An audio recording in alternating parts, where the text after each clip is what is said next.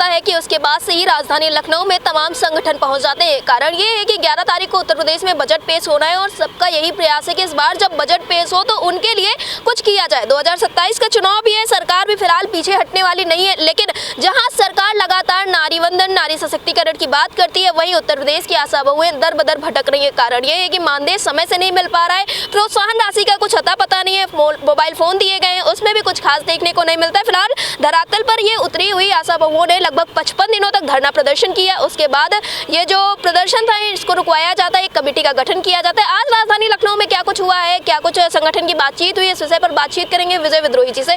विजय विद्रोही जी, आज आप राजधानी लखनऊ पहुंचे, बातचीत हुई है आपकी, क्या कुछ चीजें निकलकर सामने आई? 6 तारीख को उप मुख्यमंत्री के साथ बातचीत में 2 बातें तय हुई थी।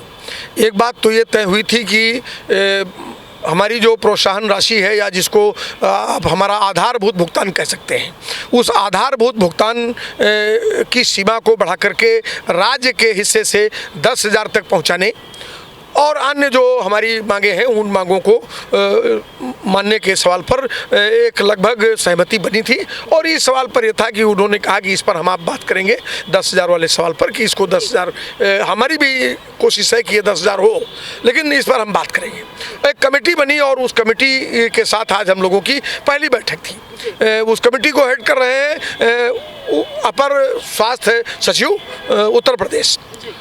तो उनके साथ उस बातचीत में आज हमारे मांग पत्र की 14 मांगों पर बातचीत हुई है और जिन मांगों पर हमने अपना पक्ष रखा है उन्होंने भी अपनी कुछ सफाइयां दी हैं। उनमें तमाम पिछले 2019 से लेकर के अब तक के भुगतान के तमाम सवाल रहे हैं और तमाम दूसरी तरह के भी सवाल हैं। बीमा का सवाल है, लोगों के तमाम मृतक बीमा के भुगतान का भी सवाल है।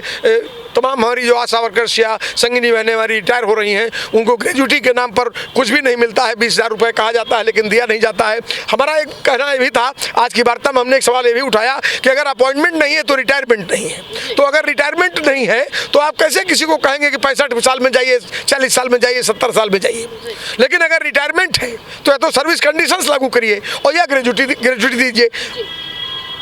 हरियाणा में 3.5 लाख रुपए ग्रेजुटी मिल रही है, आंध्र प्रदेश में 1 लाख ग्रेजुटी मिल रही है, उत्तर प्रदेश में क्यों नहीं? एक सवाल ये था। दूसरा सवाल ये था कि तमाम राज्य सरकारें हैं, केरल की सरकार है, आंध्र प्रदेश की सरकार है, कर्नाटका की सरकार है, त्रिपुरा की सरकार है, पांडिचेरी की सरकार है, जो 8,000 से 10,000 12,000 रुपए राज्य के कोटे से आशाओं को दे रही है। तो उत्तर प्रदेश 1,500 क्यों दे रहा है? ये इन तमाम सारे विषयों पर बातचीत हुई है और उस बातचीत को 4 दिन में, जैसा कि आदेश में उन्होंने उस दिन कहा था, पहले दिन जब बातचीत हुई थी कि 4 दिन में ये रिपोर्ट, एक कमेटी इन लोगों के साथ बातचीत करके और एक रिपोर्ट स्वास्थ्य मंत्री उप मुख्यमंत्री को सौंपेगी और उसके बाद बातचीत का एक अगला सिलसिला शुरू होगा जिसमें स्वास्थ्य मंत्री हम लोगों की दोनों पक्षों की वार्ता के बीच में मौजूद रहेंगे। तो आज एक तरह से औपचारिक बातचीत को हम कह सकते हैं कि एक बातचीत हुई है और निश्चित तौर से हम अभी भी बहुत आशावान हैं कि सरकार इस दिशा में सचेत रूप से काम करेगी। यद्यपि ये जो दौर है, इस दौर में मजदूरों के लिए कुछ है नहीं। कर्मचारी और मजदूर हम देख रहे हैं कि कितनी बुरी हालत पे हैं। 15-15, 20-20 लाख रुपए से हमारे बच्चे डिप्लोमा और डिग्री लेकर के आ रहे हैं और वो 10,000, 8,000 में संविदा और आउटसोर्सिंग में काम कर रहे हैं। तो सरकार दरअसल में सस्ते श्रम की उत्पादक हो गई है और इस उत्पाद को वो पूंजीपतियों के बाजार में बेच रहे हैं। तो स्वाभाविक है कि ये महिला श्रम तो इस देश के अंदर आज की तारीख में बहुत सबसे सस्ता श्रम है और इनको बंधुआ मजदूरों की तरह गुलाम बना करके रखने की एक पूरी परिपाटी पिछले 15-20 सालों में सरकारों ने डाली है। तो सरकार उस जकड़न से इनको इतनी जल्दी आज़ाद नहीं होने देगी, ये हमारा विश्वास है कि इसके लिए तो आपको कठिन लड़ाई के दौर से गुजरना होगा।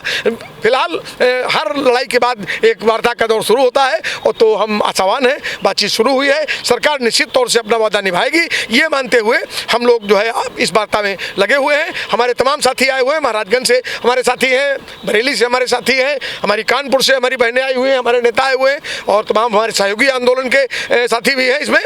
तो हम सब लोग इसीलिए आज यहाँ इकट्ठा हुए थे, बातचीत हुई है और अगले चरण की बातचीत का हम लोग इंतजार करेंगे। वरना आंदोलन के रास्ते और दरवाजे हमेशा मजदूरों के लिए खुले रहते हैं और आंदोलन और संगठन उसका हथियार और औजार रहता है। जी बिल्कुल, जैसा कि आपने देखा कि यहाँ राजधानी लखनऊ में इस वक्त पर आशा बहुओं के जो संगठन थे उनके तमाम पदाधिकारी राजधानी लखनऊ में मौजूद हैं। अब देखना ये होगा कि सरकार की तरफ से क्या कुछ कदम उठाया जाता है और 4 दिनों के बाद क्या कुछ रिपोर्ट निकलकर सामने आती है। कैमरा पर्सन गौरव के साथ मैं आप देख रहे हैं अटल टीवी।